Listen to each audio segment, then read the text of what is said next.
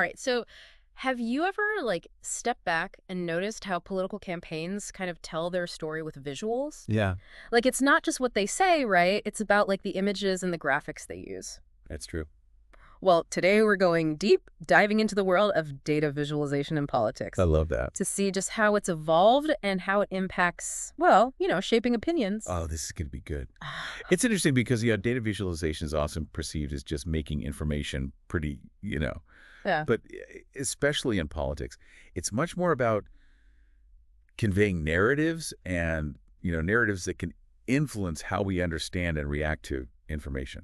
So you're saying it's more than just like making charts and graphs look all fancy. Oh, absolutely. It's about strategically using visuals to communicate complex information, Okay. but in a way that can be quickly understood and even, trigger emotional responses. So you're tapping into people's feelings Ah, using these visuals. yeah. That makes a lot of sense. Now, I know that data visualization isn't new to politics, though, right? I mean, haven't campaigns been using this stuff for ages? Oh, yeah, for a long time. Yeah. It's been around since the 19th century, Wow. with politicians using maps and charts, even back then, Wow, so they were ahead of the curve. to convey information and persuade audiences. So data visualization has like a really long history in politics. It really does. It's kind of cool to think about that, Yeah. but it seems like things have gotten a lot more, well, I don't know, sophisticated now with the whole digital age, Oh, yeah, right? for sure. Like digital campaigns and all the social media. Exactly. I mean, we've gone from basic graphs Yeah, to interactive, real-time data experiences. right. All carefully, of course, designed to engage with voters. Engage and, influence their opinion. Ultimately, yeah. It's pretty amazing how much thought goes into like the design and the presentation of all these political visuals. It's not just like slap in some numbers up there anymore. It's about using them to connect with voters on a whole other level, Yeah, an emotional level. exactly. Take color, for example. I mean, that seems like such a basic thing, Right. but it plays a huge role in like evoking specific emotions, right? Right. And associations. And political campaigns, they're not dummies. They use color very strategically. Oh, yeah.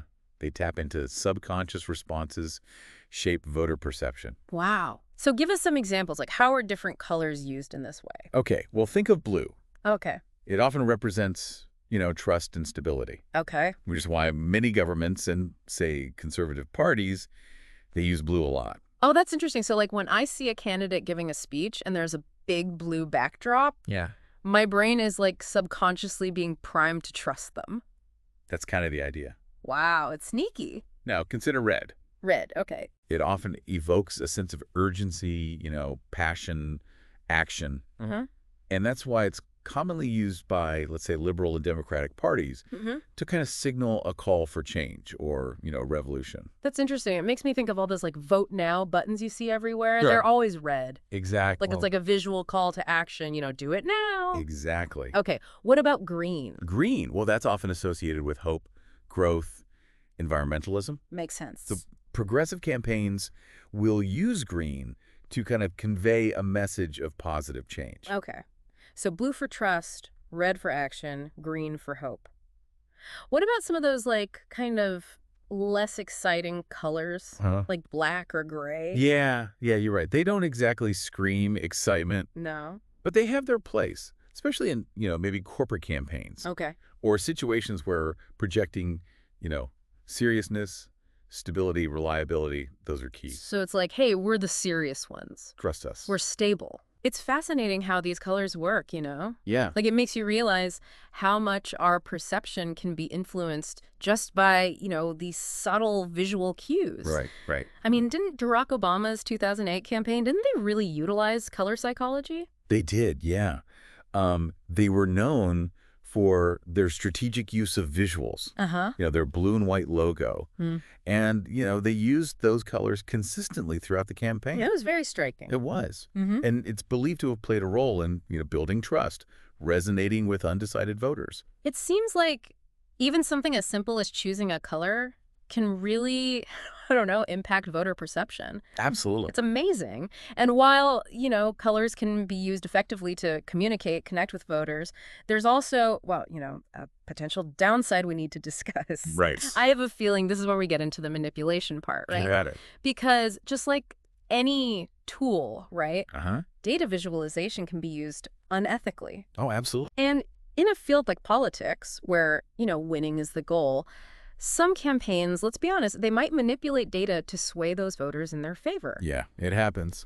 So, what are some of the ways they might try to manipulate voters using data visualization?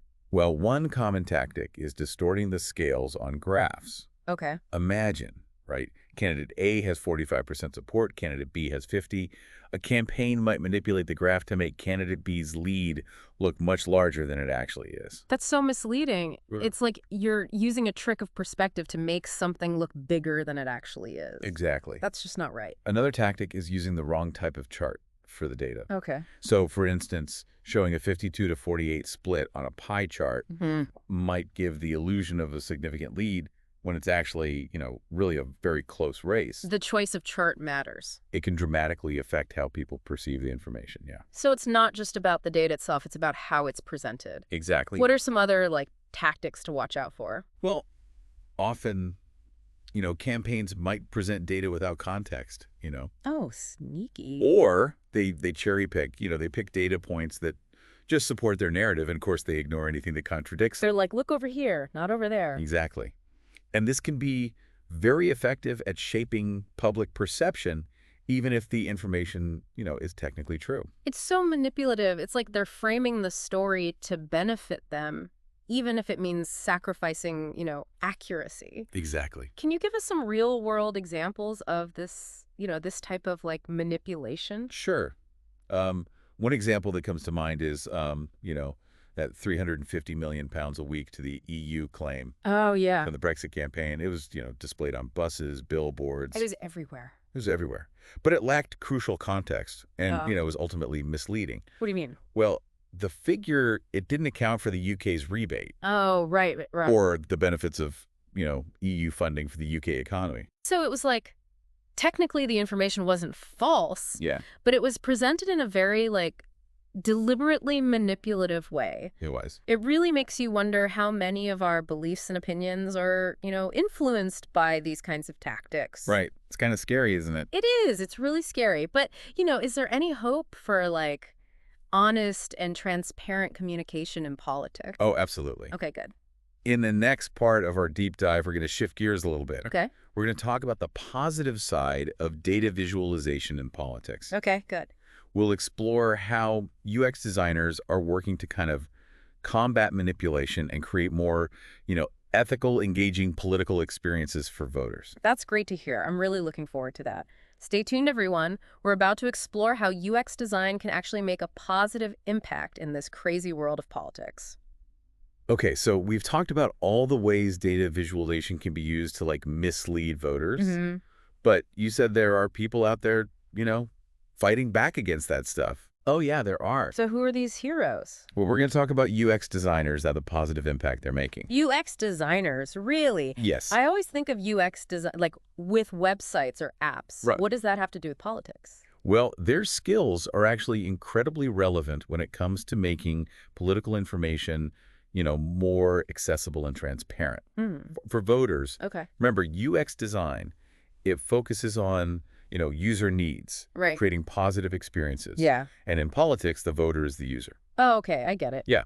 So give us some examples. How are they actually making a difference? Well, one way is by creating interactive election simulations. Simulations. Yeah, so voters can use these simulations to explore different scenarios Oh, cool. and see how their vote might impact the outcome. Oh, that's interesting. It helps people understand the complexities of the electoral system, Yeah. but in an engaging way. That's cool. I like that. Yeah, it's a great way to get people more,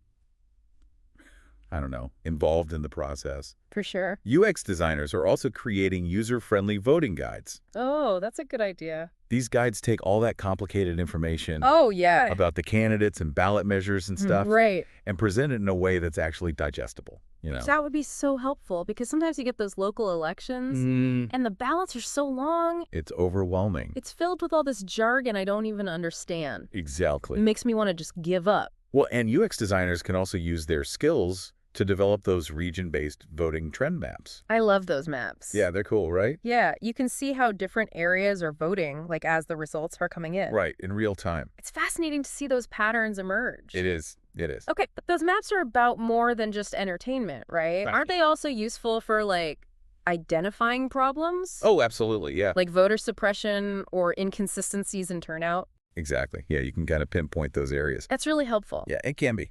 So it sounds like UX designers are really making an effort to use data visualization for good Yeah. and to empower voters. Empower voters. That's right. Are there any like real world examples we could point to that, really showcase this positive impact? Definitely. Yeah. Okay, what are some? Well, the New York Times, during the 2020 U.S. elections, they used those interactive maps Oh, that yeah. allowed voters to see real-time results from each state. I remember those. Yeah.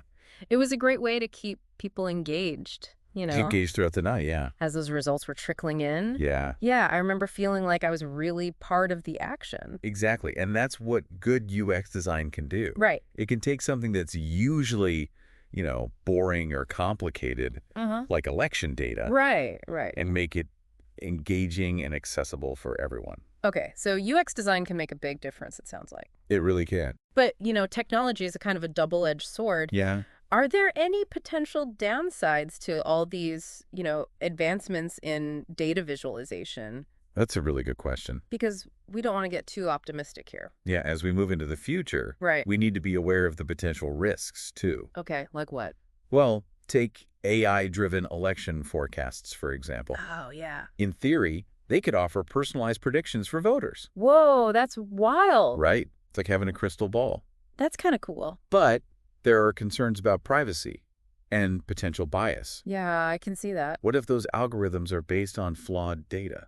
Right. Or they're designed to steer voters toward a certain outcome? That's scary. It is. It brings up a lot of ethical considerations. Like, Yeah. we have to be really cautious about how we develop and use these new technologies Yeah, because they can be so powerful. it's not just algorithms either. Oh, what else?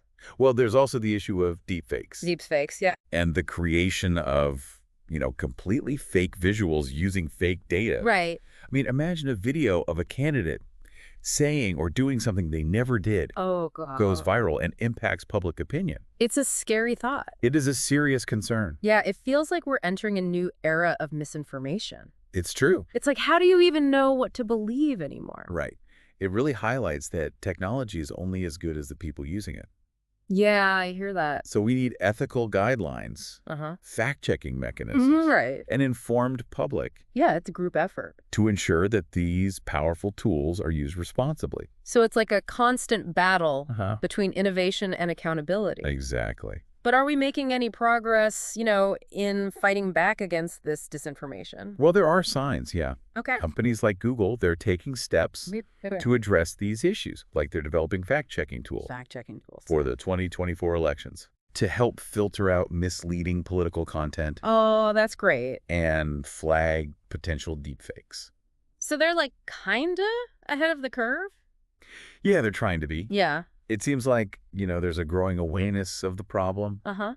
and a willingness to find solutions. That's good to hear.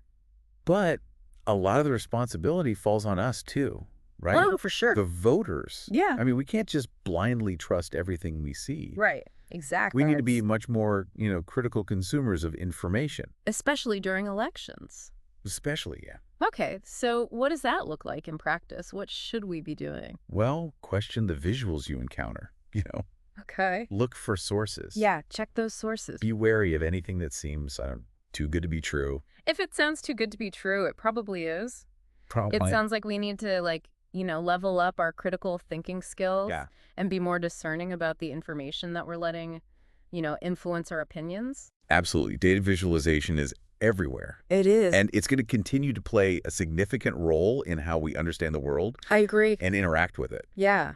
So, This has been really fascinating, I have to say. good. I'm glad. We've covered so much, like the evolution of data visualization, Mhm. the potential for manipulation, Right. and of course, all the efforts to combat that manipulation. Right. Really feels like, a constantly evolving landscape. Oh, it definitely is. The key takeaway here, it seems like, Huh. is that data visualization has a huge influence in politics. It does. It can be used to inform, to engage, Right. but it can also be used to mislead. Absolutely. And the more we understand about how it works, Mm. the better equipped we'll be, right? That's the hope. to navigate this crazy world of political communication. Exactly. So next time we see like a flashy political graphic, Uh-huh. we should remember to look closer, Yeah. question what we see, and, not be swayed by those potentially misleading visuals. Exactly. The power lies with the informed. That's a great way to put it. It's up to all of us Yeah. to, stay vigilant Uh-huh. and make sure that data is used for good. Not for deception. Right. Well, this has been a truly, eye-opening conversation. Sure. I feel like we've learned a lot Me too. about the power of data visualization, Uh-huh. the potential for good and bad, Right. and of course, the role that we all play in making sure it's used responsibly. It's up to all of us. It is. It takes a village. It really does. Well, I'd like to leave our listeners with a question to ponder. Okay. Okay. How can we as individuals become more critical of the data visualizations we encounter in the political sphere? That's a really good question. It is a challenge, I think, to stay Right. informed Uh-huh. and discerning, especially in this age of information overload. Yeah, we're bombarded with it constantly. Constantly, it's overwhelming. It is. But it's more important than ever, it seems like, to develop those skills and be aware of the ways data visualization can be used to shape our opinions. Absolutely. Well, we've covered a lot of ground today. Yeah. I hope this deep dive has encouraged you to look at political visuals with a more critical eye. I hope so too. So the next time you see a politician standing in front of a giant graph Uh-huh. or a flashy infographic, Yeah. remember what we've discussed today, okay? Oh, right. Look closer, question everything, and don't let the visuals fool you. Until next time, stay curious, stay informed, and keep diving deep. So we talked about, how to spot those misleading data visualizations. Uh-huh. But can we dig a little deeper into how to actually do that? Sure. I feel like some, practical tips would be super helpful for our listeners. Yeah, absolutely. Let's give everyone a toolkit for, becoming savvy data detectives. I love that, data detectives. Okay, so where do we even begin? Well, first, always consider the source. The source. Okay. Yeah, like who created this visual Right. and what might their agenda be? Okay. Is it a well-respected news organization, Okay. a research group, or maybe a political group with, a particular bias? Right, they're trying to push an agenda. Exactly. And understanding that source Yeah. can give you some valuable context So we need to be aware of those potential biases, right from the start. right from the start. Okay, what else? What else should we be paying attention to? Well, the scales and axes on graphs are crucial. Okay. Are they starting from zero? Right. Are the increments consistent? Okay. Because manipulating the scales Uh-huh. is a common tactic Yeah. to make differences seem bigger than they really are. Right, to distort the data. Exactly. That reminds me of the example we talked about earlier with Candidate B's economic plan. It's crazy how much our perception can be influenced just by changing the scale of a graph. It really is. It's like, whoa, hold on a second. Right. What's going on here? Yeah, exactly. Another thing to consider is the type of chart being used. Okay, the type of chart. Is it the most appropriate way to represent the data? Okay. Could a different type of chart tell a different story? That's a good point. Right. Sometimes a simple bar graph is the most straightforward way to present comparisons, Right. while other times maybe a scatter plot or a line graph might be more effective. So we need to think critically about, Yeah. whether the chart is being used, honestly and effectively. Honestly and effectively. Are there any other, warning signs we should look out for? Well, always be on the lookout for, missing context. This in context, okay.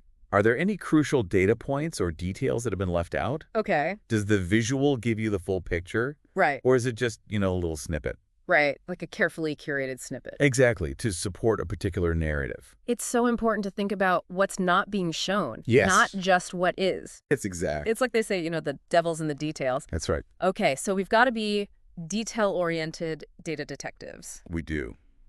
All right. Anything else? Well, finally, don't forget to examine your own assumptions Oh, that's a good one. and potential biases. Because we all have them. We all do. Yeah. We come to information with, our preconceived notions, Right. which can, of course, color how we interpret data.